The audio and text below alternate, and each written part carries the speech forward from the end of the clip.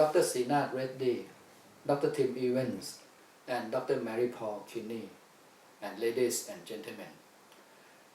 This is an important forum, how global communities contribute to the achievement of universal health coverage as committed in the Sustainable Development Goals. I will answer to the 4 key questions. First question, why UHC?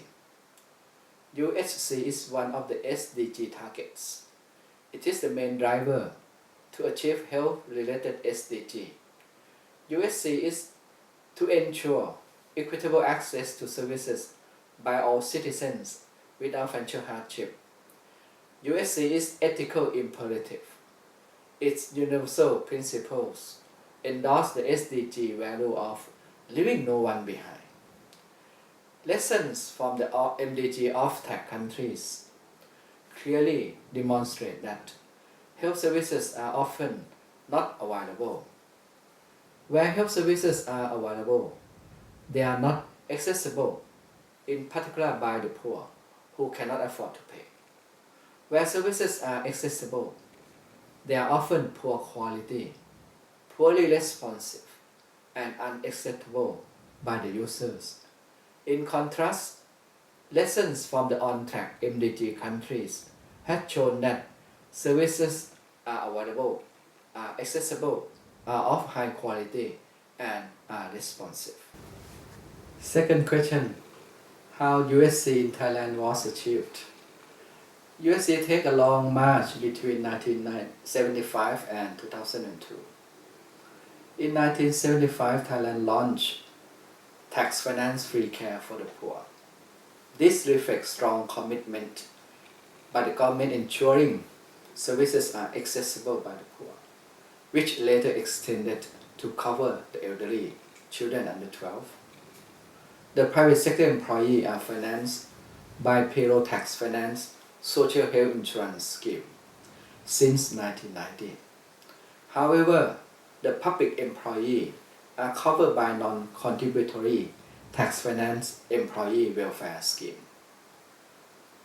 Now the informal sector, they are covered by voluntary community-based health insurance since 1983, which later on in 1994, government subsidized 50% of the premium. Due to its voluntary nature, this scheme will never cover the whole informal sector. Given this effort, in 2001, 70% of the population was insured. The remaining 30% uninsured has gained political buy-in for UHC, as the last push of 30% uninsured should be quite easy. Window of opportunity opened in 2001. UHC was a political manifesto during the 2001 general election campaign that the government launched a tax finance universal coverage scheme which covered the whole informal sector, including the poor. Thailand decided at the last push to squeeze from the bottom by extending coverage to the whole informal sector by tax finance scheme. Other countries apply squeeze from the top by extending coverage to the informal sector and financed by premium contributions. This policy choice will not achieve UHC quickly until all the workforce is in the employed sector.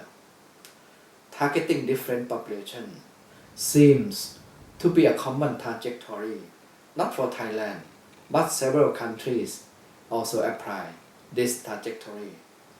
It is impossible to achieve UHC dream by scaling up to the whole population in one shot without gradually targeting different population groups.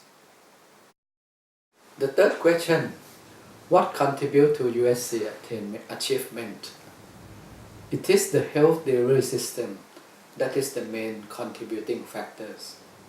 First, investment in health sector, geographical coverage of district health systems, covering 50,000 catchment population between 1970 and 2002. The provincial hospitals are referral backups for district health system through a network. Second, mandatory health services by all medical and nurse graduates and later extended to pharmacists and dentists. Local recruitment and training and hometown placement of graduates. The financial and non-financial incentives are implemented in parallel. This committed health workforce contribute to functioning of health systems. Third, quality of services is gradually improved and being accredited through a voluntary scheme. Fourth, strategic purchasing. If it is managed well, it contributes to efficiency, equity, and access. It requires good governance and institutional capacities of the purchaser organizations. Fourth question, what are the role of WHO and IDP in relation to UHC? There's no need to advocate UHC today. I think it's time to implement. First and foremost, WHO and IDP must empower the country capacities to be able to set UHC political agenda, policy formulation, policy implementation, and monitoring outcomes. Second, WHO and IDP should support cross-country learning and sharing.